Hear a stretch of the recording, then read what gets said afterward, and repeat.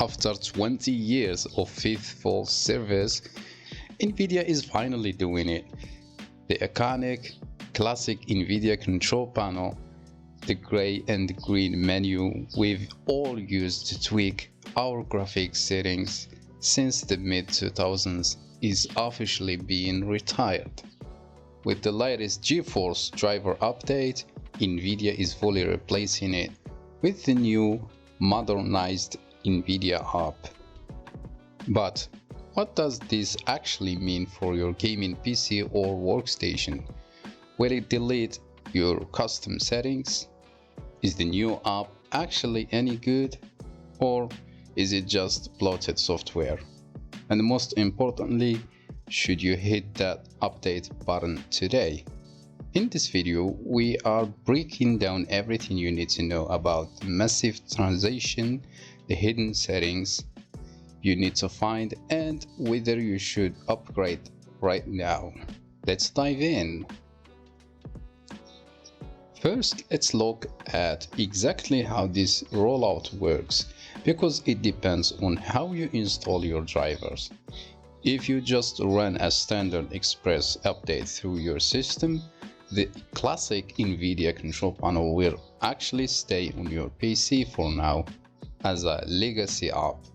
However, if you perform a clean installation, or if you use a tool like Display Driver Uninstaller, known as DDU, to wipe your old drivers, the classic control panel is gone for good. It will not be reinstalled automatically.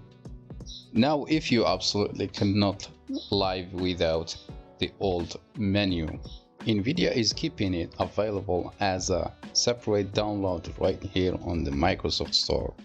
But there is a major catch. They have officially placed it in maintenance mode. That means it will never get new features, it won't get performance update, or eventually future graphics card won't support it at all. If you are using an RTX Pro or workstation GPU, you'll get a temporary pass. NVIDIA is keeping the control panel alive for enterprise users just a little bit longer until they finish migrating advanced professional features over to the new app client. So let's talk about the new replacement, the NVIDIA App. Honestly, it combines the best parts of the old control panel and GeForce experience into one unified piece of software, and it fixes the biggest complaints users have had for years. First and most importantly, no login required. You no longer need to create an account or sign in with Google just to update your graphics drivers or change a setting. This makes the app incredibly lightweight, and it opens instantly compared to the sluggish old GeForce experience. Second, the settings have moved, so let's track them down.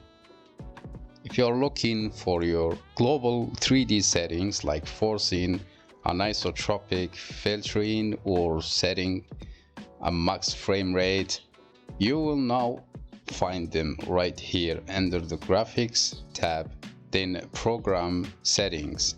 Next, let's find your monitor setups. If you are looking for resolution tweaks, refresh rates, or multi-monitor configurations, those have all been migrated over to this new System tab. The app also introduces a redesigned, much smoother in-game overlay for tracking your FPS and system metrics, better shadow play recording, and AI-powered features like the RTX Dynamic Vibrance, which makes your games look incredibly vibrant without destroying your frame rate. Now for the million-dollar question: should you update your drivers and make the switch today? For 95% of users, the answer is definitive yes. The new app, or the new NVIDIA app, is objectively faster, uses fewer system resources, and gives you a much cleaner interface to manage your games and display profiles.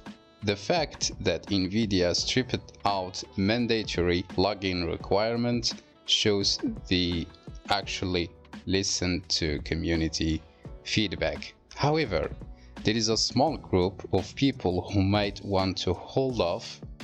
If you rely heavily on highly specific legacy display features or custom third-party resolution utilities that hook directly into the old control panel architecture, you might experience some growing pains. In that case, stick with your current driver for a few more weeks until the community thoroughly tests every edge of case. Change can be annoying, especially when it's a piece of software we've been clicking on for 2 decades. But in this case, the replacement is genuinely a step forward. What do you think?